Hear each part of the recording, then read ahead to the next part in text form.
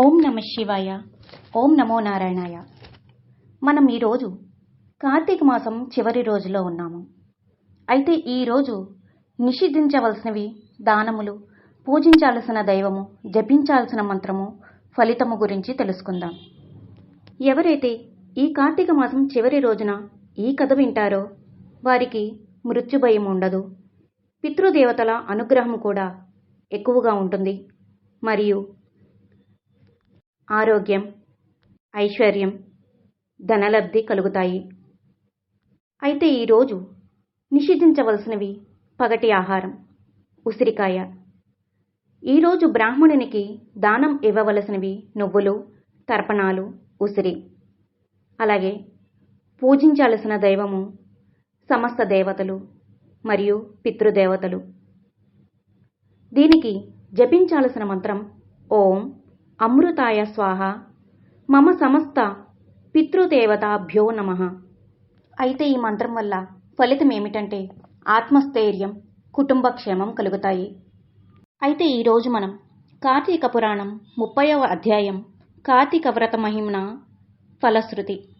ఎవరైతే ఈ కథ వింటారో వారికి కార్తీక వ్రత ప్రభావం కలుగుతుంది. కొన్ని కోట్ల జన్మల పుణ్యఫలం లభిస్తుంది. కార్తీక పురాణము 30వ అధ్యాయం. నైమిషారణ్య ఆశ్రమములో సౌనకాది మహామునులకందరకు సూత మహాముని తెలియజేసిన విష్ణు మహిమను, విష్ణు భక్తుల చరిత్రలను విని ఆనందించి 1000 నోల కొనియాడిరి. సౌనకాది మునులకు ఇంకనూ సంశయములు తీరనందున, ఓ మునితిలకమా, కలియుగమందు ప్రజలు అరిషడ్వర్గములకు దాసులై అత్యాచారపరులై జీవించుచు సంసార సాగరము తరింపలేకున్నారు. అటువంటి వారు సులభముగా ఆచరించు తరుణోపాయమేదైనా కలదా? ధర్మములన్నింటిలో మోక్ష సాధన కరించు ఉత్తమ ధర్మమేది? దేవతలందరిలోనూ ముక్తినోసంగు ఉత్తమమైన దైవం ఎవరు? మానవుని ఆవరించియున్న అజ్ఞానమును రూపుమాపి పుణ్యఫలమిచ్చు కార్యమేది? ప్రతిక్షణము మృత్యువు వెంబడించుచున్న మానవులకు సులభముగా మోక్షము పొందగల ఉపాయమేమి? హరినామస్మరణ సర్వదా చేయుచున్న మేము ఈ సంశయములతో ఉన్నాము కానా దీనిని వివరించి తెలియజేయమని కోరిరి. అంతా సూతుడా ప్రశ్నను ఆలకించి, ఓ మునులారా, మీకు కలిగిన సంశయములు తెలుసుకొనవలసినవి. కలియుగమందలి మానవులు మందబుద్ధులు. క్షణిక సుఖములతో నిండిన సంసార సాగరమును దాటుటకు మీరడిగిన ప్రశ్నలు మోక్ష సాధనము కాగలవు. కార్తీక వ్రతము వలన యాగాది క్రతువులొనర్చిన పుణ్యము, దాన ధర్మ ఫలము చేకూరును. కార్తీక వ్రతము శ్రీమన్నారాయణునకు ప్రీతికరమైన వ్రతము. ఇది అన్ని వ్రతముల కంటే ఘనమైనదని శ్రీహరి వర్ణించియున్నాడు. ఆ వ్రత మహిమ వర్ణించుటకు నాకు శక్తి చాలదు. అంతియే కాదు, సృష్టికర్తయ్యగు ఆ బ్రహ్మదేవునికి కూడా శక్యము కాదు. అయినను సూక్ష్మముగా వివరించదను. కార్తీక మాసమందు ఆచరించవలసిన పద్ధతులను చెప్పుచున్నాను, శ్రద్ధగా ఆలకింపుముడు. కార్తీక మాసమున సూర్యభగవానుడు తులారాశి అందున్నప్పుడు శ్రీహరి ప్రీతి కొరకు మనము ముక్తి కలుగుటకై తప్పనిసరిగా నదీ స్నానము చేయవలెను. దేవాలయానికి వెళ్లి హరిహరాదులను పూజించవలెను. తనకున్న దానితో కొంచెమైన దీపదానము చేయవలెను. ఈ నెల రోజులు విధవ వండిన పదార్థములు తినకూడదు. రాత్రులు విష్ణు ఆలయమున గాని శివాలయమున గాని ఆవు నేతితో దీపారాధన చేయవలెను. ప్రతిదినము సాయంకాలం పురాణ పఠనము చేయవలెను. ఈ విధంగా చేసిన సకల పాపముల నుండి విముక్తులై సర్వసౌఖ్యములను అనుభవింతురు. సూర్యుడు తులారాశి అందున్న నెల రోజులు ఈ విధముగా ఆచరించువారు జీవన్ముక్తులగుదురు.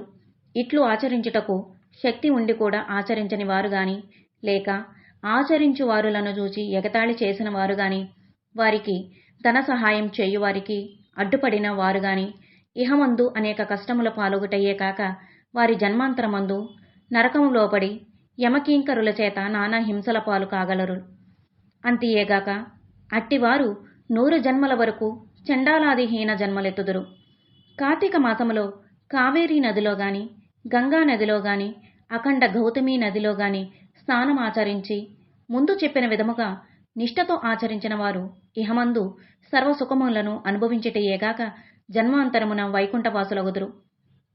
సంవత్సరములో వచ్చు అన్ని మాసముల కన్నా కార్తీక మాసము ఉత్తమమైనది, అధిక ఫలదాయకమైనది, హరిహరాదులకు ప్రీతికరమైనది. కనుక కార్తీక మాస వ్రతము వలన జన్మజన్మల నుండి వారలుకున్న సకల పాపములు హరించి మరుజన్మ లేక వైకుంఠమందగలరు.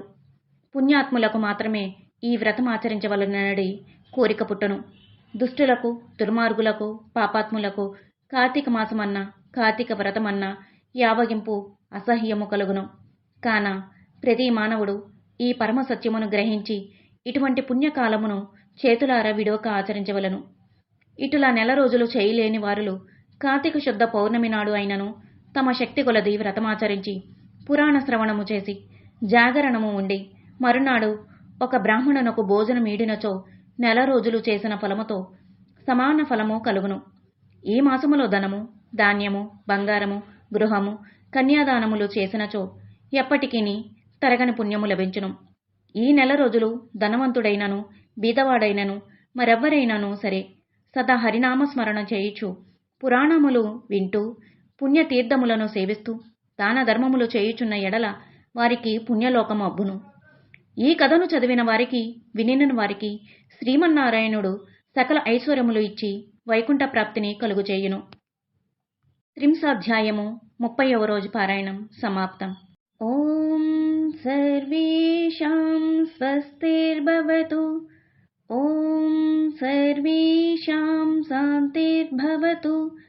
ఓం సర్వేషాం పూర్ణం భవతు. ఓం శాంతి శాంతి.